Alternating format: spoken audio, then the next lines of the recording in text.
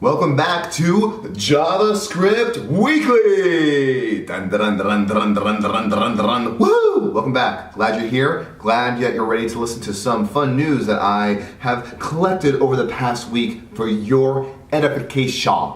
So, without further ado, let's begin. The first big story this week is a bit of a tumultuous one. The Node.js community has forked again into another repo called Ayo.js, spelled Ayo.js. This has been pretty much the main news story of the past week, with a lot of opinions and emotions and thoughts and ideas that have been circling out across the entire internet, across from Hacker News to Reddit to GitHub, and Twitter. A lot of Twitter.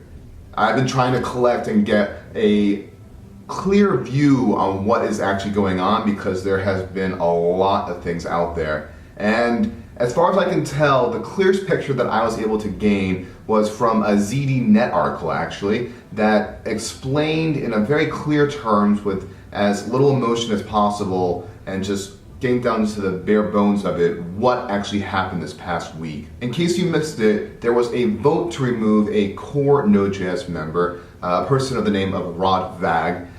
The vote to remove him from the TSC, the Technical Steering Committee, which is responsible for the technical decisions in Node.js, voted to not remove Rod from the TSC membership. The result of that was the forking of Node.js into Ayo.js. Now, a lot of people seem to just be focused on just this one vote that caused this big fork, but from what I've gathered, that's merely the straw that broke the camel's back. This has actually been brewing for a long time with a slow drip, drip, drip of behavior that people in the fork did not like.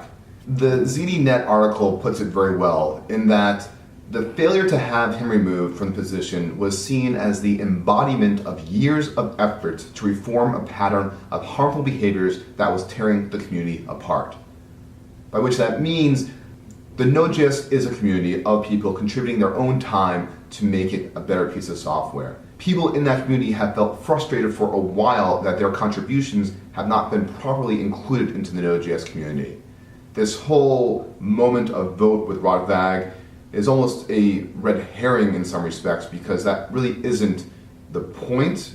It's mostly the worry and concern of the community that the Node.js project is still for the community and not just for a small inner circle of core people that have all the power.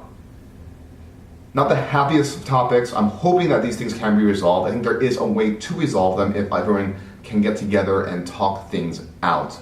But this is, again, not really a technical problem, it's more of a people problem. And I do hope to see the communities re-merge themselves again because together things can be stronger, but I do understand the reasons and the motivations for having to make this fork. I'm hoping things turn out well, but that is yet to be seen yet. Okay, well, let's put that drama behind us for now, and let's talk about something fun. Do you remember the Success Kid? The one who was just so successful? Well, it's been 10 years later, and he is older, but still a Success Kid. Check this guy out. He is just as successful as he was 10 years ago. Good on you, little buddy, for growing up to being so damn meme successful. Awesome.